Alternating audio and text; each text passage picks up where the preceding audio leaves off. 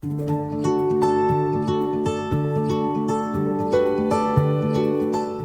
everyone, welcome back to MedPlaceView. In today's video, we'll be continuing with the bones of the forearm, and in this video, we'll be covering about the ulna. So, we have discussed about the radius in the previous section. The radius is the lateral bone of the forearm which is present on the side of the thumb, and the ulna is the bone which is present medially towards the little finger. So, before discussing about the ulna, I want to tell you about the movements which occur at the forearm. So at the forearm we have pronation and supination. Since we have discussed earlier that the pronation movement occurs around the proximal radioulnar joint, so there is an easy way to distinguish between the movement pronation and supination. Notice whenever pronation occurs, the proximal radioulnar joint moves from its original position, that is, here it is present in its normal position, and if it moves towards the ulna, it is known as pronation, and if the radius is present on its normal position, then it is known as supination. So the trick here is that you have pro in the proximal radioulnar joint and pro in the word pronation. So whenever there would be a movement towards the ulna, it would be the pronation. Here we have an image which is present in pronated position. Notice that the ulna on the wrist joint has a very small articulating surface with the carpal bones, and on the side of the thumb we have the presence of radius which should articulate with the scaphoid and the lunate. Since the ulna is a typical long bone, we can divide it into three parts, that is the upper end, the shaft and the lower end. In the upper end we have two articulating surfaces and two processes, that are the two processes are the olecranon process and the coronoid process, and the two articulating surfaces are the trochlear notch which should articulate with the articulating surface of the humerus, that is trochlea, and the radial notch which should articulate with the radius bone which is present lateral to the ulna. Next we have the shaft. In the shaft we have three borders and three surfaces, that are the first the interosseous or the lateral border, next we have the anterior border, and lastly we have the posterior border. Between the anterior and the lateral border lies the anterior surface. Between the anterior and the posterior border lies the medial surface, and between the posterior and the lateral border lies the posterior surface. Now on the lower end we have the presence of the head of the ulna and a styloid process which is projecting medially. The other thing which I want to tell you here is that the posterior surface of ulna along with the olecranon process and the styloid process are palpable since they are present subcutaneously. Now let us take a look at the upper end of the ulna. On the upper end we have presence of two articulating surfaces and two processes. The first process which we would discuss is the olecranon process, here highlighted in green color. The olecranon process has five surfaces, that is the superior surface, the posterior surface, the anterior surface, the lateral surface, and you can imagine that within the screen there is the medial surface. The anterior surface of the olecranon process is articular, that is it will articulate with the olecranon fossa which you can see in this image. The anterior surface of the olecranon process will articulate completely within the olecranon fossa in the extended position of the arm. Here we have the flexed position of the arm. The posterior surface forms a triangular subcutaneous area which is separated from the skin by a bursa. Next, the posterior surface of the olecranon process would move inferiorly as the posterior border of the shaft of the ulna. Next, the superior surface. The superior surface has a roughened area since it has insertion of all three heads of triceps brachii muscle which is involved in the extension of the elbow joint. Next, on the lateral side, it is smooth and will continue inferiorly as the posterior surface of the shaft, and the medial surface of the olecranon process is continuous inferiorly with the medial surface of the shaft. Here in this image we have the lower end of the humerus.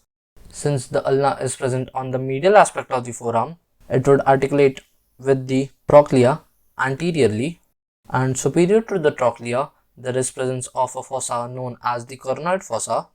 When the forearm makes a complete flexion movement, the coronoid process articulate with the coronoid fossa of the humerus.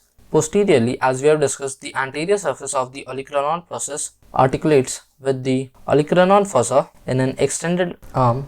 Now, moving towards the next process, that is the coronoid process.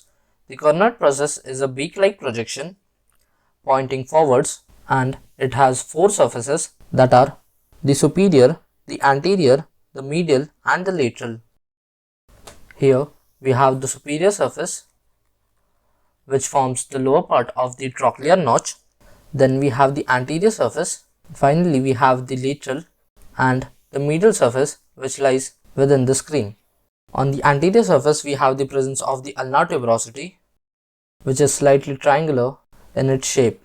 Next, we have the medial surface. The medial surface of the coronoid process is similar as that of the olecranon process. That is, it extends downward as the medial surface of the shaft of the ulna. Next, superiorly, we have the presence of the lower part of the trochlear notch, and laterally we have the presence of the radial notch, which is present for the articulation of the head of the radius, and on the anterior and the posterior margins of these lies the insertion of the oblique cord. Moving downwards, on the lateral aspect, we have an oblique ridge, which is termed as the supinator crest, since there is an insertion of the supinator muscle on the dorsal aspect of the supinator crest. Now, on the anterior aspect, we will discuss the same features, that are the trochlear notch is a C-shaped articulating surface which would articulate with the trochlea present on the medial epicondyle of the humerus to form the elbow joint. Here we have the trochlear notch. Next, here we have the superior surface of the olecranon process.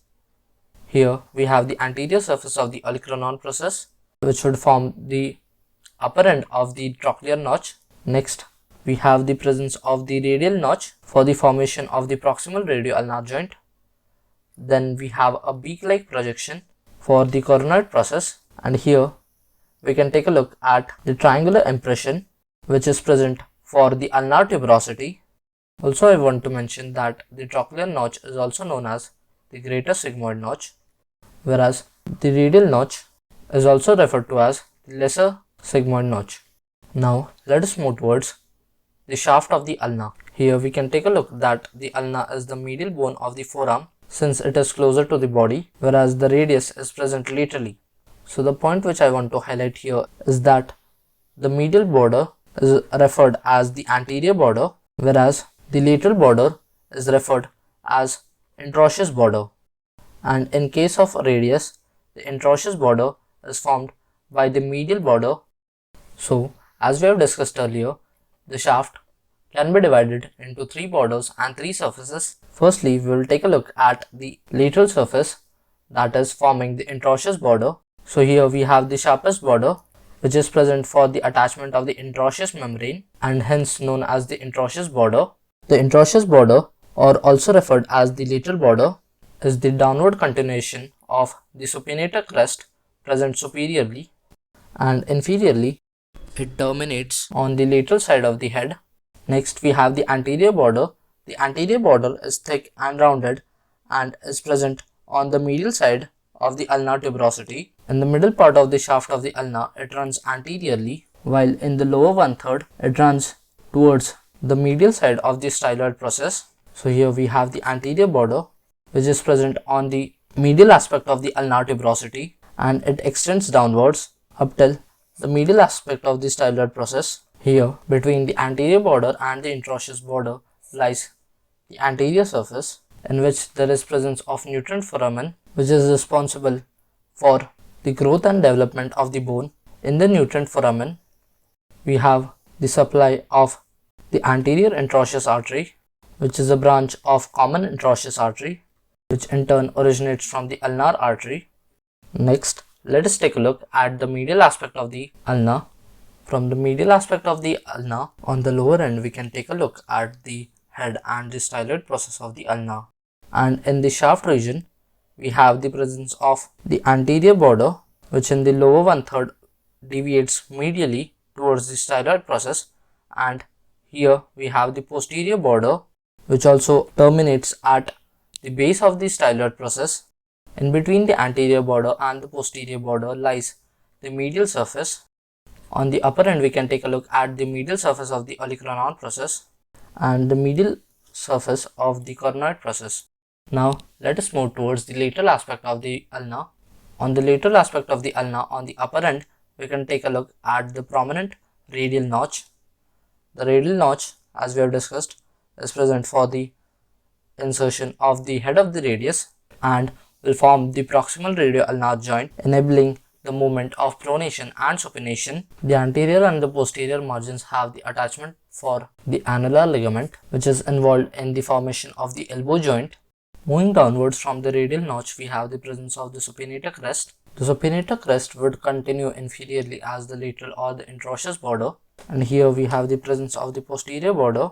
So in between the lateral and the posterior border lies the posterior surface, which is the most palpable surface. Next, we will take a look at the inferior surface of the ulna. Now, on the lower end, the radius has the presence of a notch known as the ulnar notch, to which the ulna articulates and form the distal radio-ulnar joint.